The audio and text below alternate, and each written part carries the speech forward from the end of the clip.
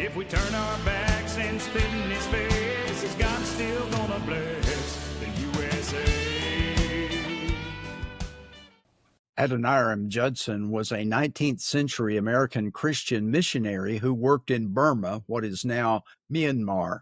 He is best known for translating the Bible into Burmese and for his enduring contributions to the Southeastern Asia missionary efforts. After a period of being away from his faith, Judson returned and became convinced of the need for mission work in Asia. Eager to serve abroad, he became convinced that Asia, with its idolatrous myriads, was the most important field in the world for missionary effort. He and 3 other students from the seminary appeared before the Congregationalist General Association to appeal for support. The elders voted to form the American Board of Commissioners for Foreign Missions in 1810. On September the 19th, 1812, Judson was appointed by the American Board of Commissioners as a missionary to the East. He was also commissioned by the Congregational Church and married Anne Hasseltine on February the 5th, 1812.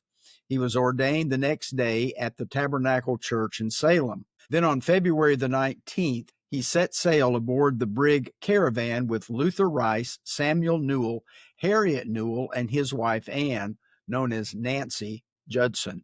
He would later become a Baptist. Greetings, Patriots. I'm Perry Green, and this is God in America. Like most providential narratives, this one has a backstory. Judson did not call a meeting with the Congregationalist elders and convince them to start an international mission with his persuasive speech or political ability. God was providentially at work with something that began 6 years earlier.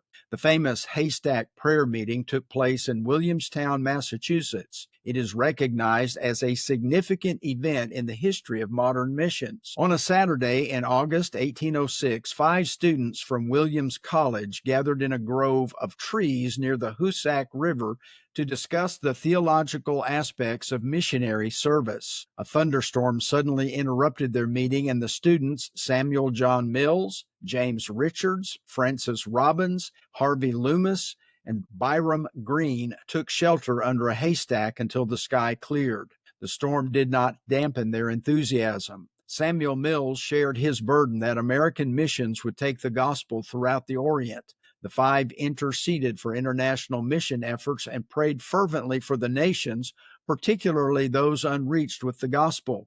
They also expressed a strong desire to dedicate their lives to mission work. This gathering is often acknowledged as the birth of the American missions movement, inspiring many to pursue missionary endeavors. In 1808, the Haystack Prayer Group formed the Brethren as a society to effect in the persons of its members a mission to the heathen.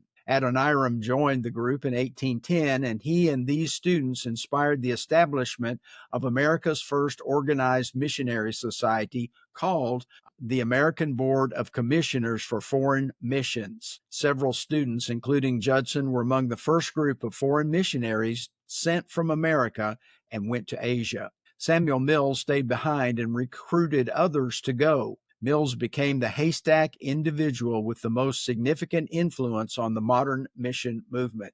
He later helped organize the Foreign Missionary Society. The Haystack prayer meeting significantly influenced Adoniram Judson's life and work.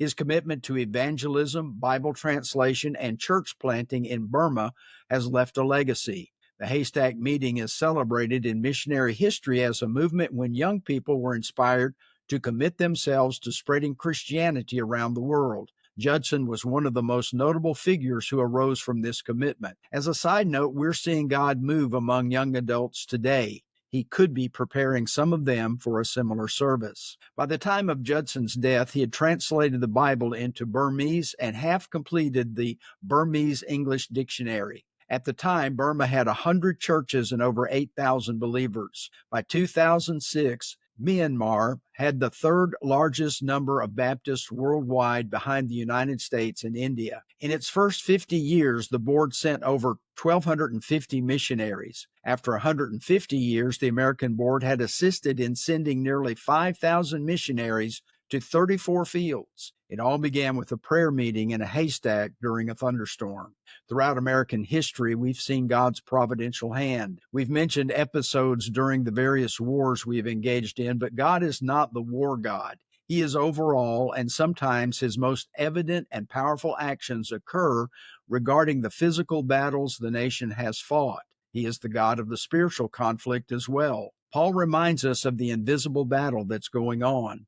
Ephesians 6:10 and 11 read, "Finally, my brethren, be strong in the Lord and in the power of his might. Put on the whole armor of God that you may be able to stand against the wiles of the devil." We're engaged in an unseen war. The spirit of despotism, fascism, communism, and so on comes from the evil one. It imprisons people in their sins with no recourse to Christ for forgiveness. Someone has said that prayer is not preparation for the battle, prayer is the battle. The 5 young men who prayed through the 1806 thunderstorm in Williamstown set foot on the spiritual battlefield, and God blessed them. That event occurred 40 years after our Declaration of Independence. For a generation, Americans knew freedom from tyranny, and Christian Americans knew freedom from sin. The spirit of liberty captured their hearts, and these men wanted to share freedom in Christ worldwide. Well, thank you for being with us today. Please like, share, follow, and subscribe to our podcasts.